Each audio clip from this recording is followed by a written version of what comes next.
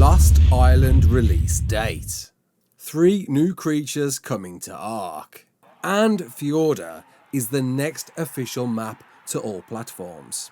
You're right kids, it's Rasclark and welcome to the Extra Life Recap Roundup where we go through everything that was revealed during the Extra Life stream. Before we begin, don't forget to hit that like button, subscribe, share around, and let's get into it. So let's get the bad news out of the way first, and quite unexpected actually. ARK 2, there was no details whatsoever throughout the Extra Life stream. Nothing, no point, no trailer, no expectation of what's coming. What does this mean? In my opinion, it does mean that this is not going to be next year, and I've got another reason why, and I'll get to that in just a moment. But sadly, no, we saw nothing about ARK 2, and there's kind of a reason why. Nor the animated TV series, as I falsely predicted. We got to see nothing about this. We saw no preview of any episodes, no new animations, no news on the cast artwork, no point, but we did get a sample of a bit of music, and I'll get to that in just a moment. But good news, Lost Island finally has a release date,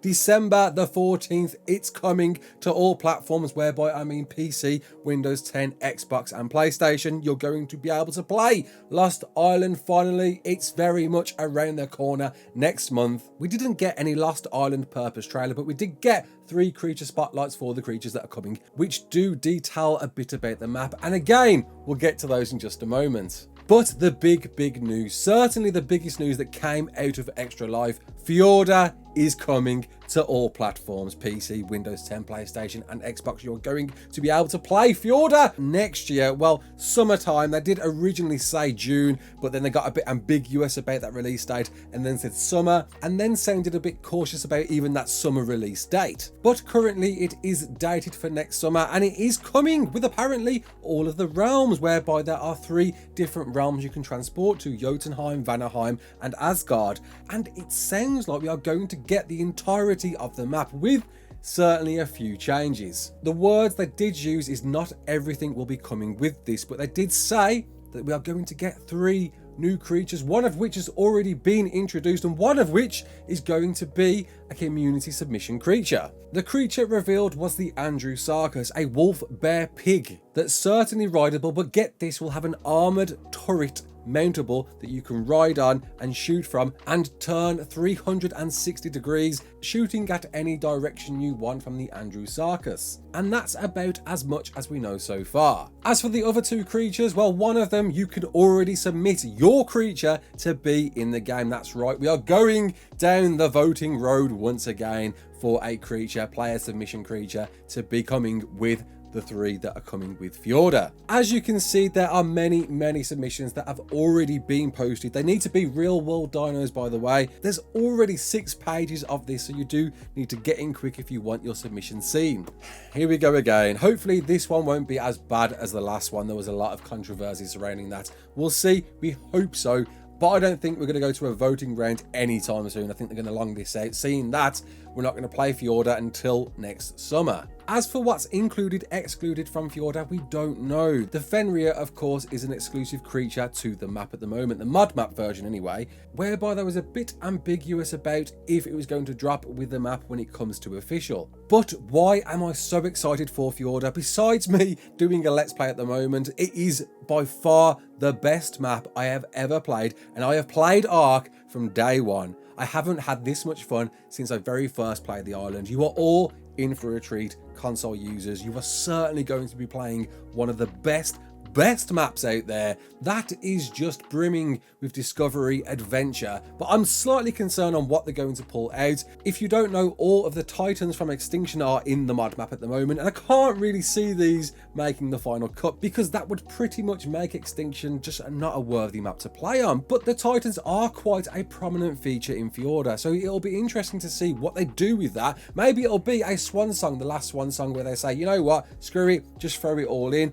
Rock drakes are in there. There's so many creatures in there, all the creatures in there, almost all of them. apart from a few manners, especially. There's no manners on this map. And if you do want to see more of this map, there's no better way than to check out my Let's Play with 8 other YouTubers, whereby we are all playing on the same server on Fjordur. And it is, I do really mean it is some of the best fun I've ever had playing ARK. Can't wait to see this drop to all platforms. Following the Fjordur reveal, we got an interview with Alex, the art director for ARK 2, who is heavy into development on ARK 2 and did reveal a few tidbits of information, not a lot to go on, but did say the visual fidelity is impressive. Characters, dinos, and I quote, they've evolved with how you interact with them, and that the animations and graphics are at film level, at the same quality of lifelike detail. Following that, we got our first trailer of one of the creatures coming to Lost Island, the Dinopithecus, the poop-throwing monkey, which has a lot of abilities. I didn't realise how much this can actually do. The monkey has an alpha ability to rally packs with a bleed effect on top. They're very good climbers apparently, jumpers, and can use zip lines. But of course the function that you'll want to be using their poop grenades, which yes, do explode, or disable tech. They turn tech off, that's right. Now don't worry too much, they don't turn off tech turrets or jennies, but they will turn off tech suits, tech saddles, and tech weapons, featuring on top a battle cry to improve its attack and its allies. And most importantly, you can colour mutate its butt. Following that, we got a very early access preview of ARK running on Steamdeck, the new portable handheld Steam device that you can play games on, Steam games on, and ARK will be built in the full game. You will be able to play the entirety of ARK, and they were actually playing Lost Island right here, though the quality wasn't too great. It was very hard to distinguish much about this at all. And if you're wondering, the Steamdeck Port will include mod support and official server support. We got quite an extensive interview with Gareth, who of course composes all of the music for ARK and will be for ARK 2 and the animated TV series. In fact, right now he's currently working on an animated TV series episode. And throughout this interview, we got an insight into Gareth and how he came up with all of the musical scores for ARK, but most importantly, he shouted out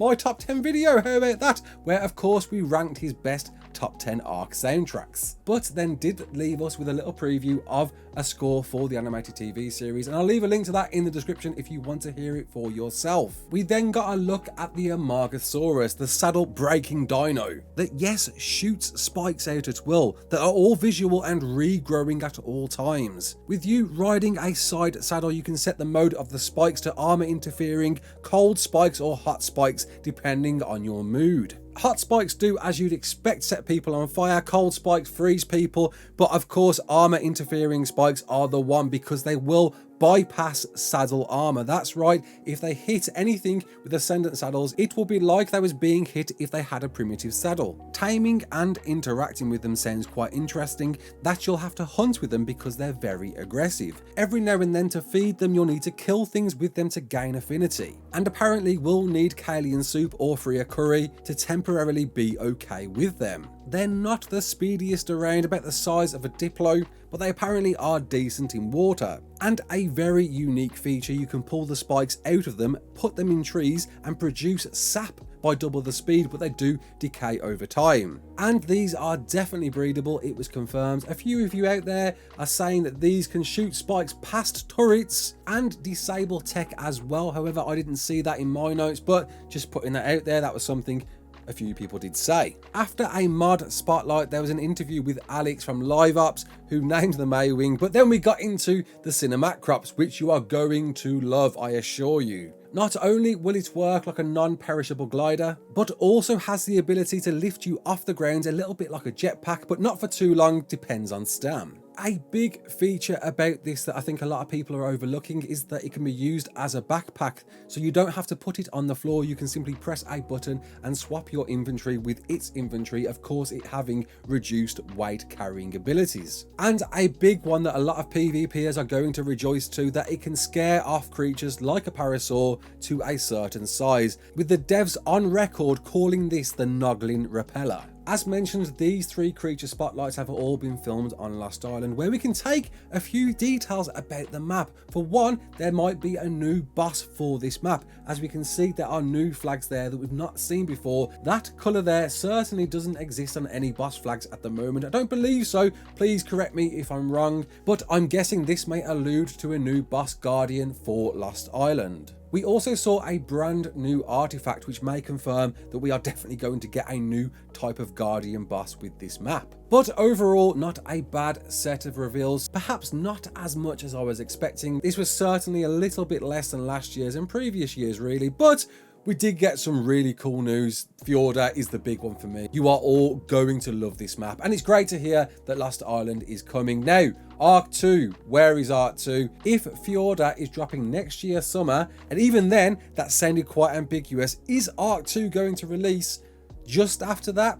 It's very, very unlikely. I think I need to report. We might see ARK 2 at the very tail end of next year, but I'm guessing it's going to be Q1 within 2023. Good times all round. And maybe even the animated TV series. It sounds like there might be a delay there as well. And I'm afraid no news regarding PlayStation. I know a lot of you out there are eager to hear if we are getting a PS5 enhancement at some point. They didn't say a bean, not a thing. But you've got Lost Island. It's coming in 1 month, the 14th. I'll see you there, where of course I will be going into as much detail as I can leading up to it and when it drops. Stick around, go and watch my Fjordur Let's Play if you want to learn more about Fjordur. You're certainly going to go away entertained, I assure you of that. And that completes the news roundup. I know the extra live stream hasn't finished just yet, and a huge congratulations to Team Wildcard. They are currently on $160,000 raised for charity, which is an insane amount, with 2 hours left to go. But they did say that there's going to be no more news. This is why I'm doing the roundup now, and just best of luck to them. I hope they beat last year's target of about 183,000, I think it was. They're very, very close. It's been a great stream. I need some sleep. I'm sure they do too. My name's Ras Clark. Don't forget to like, share and subscribe. And as always, peace out.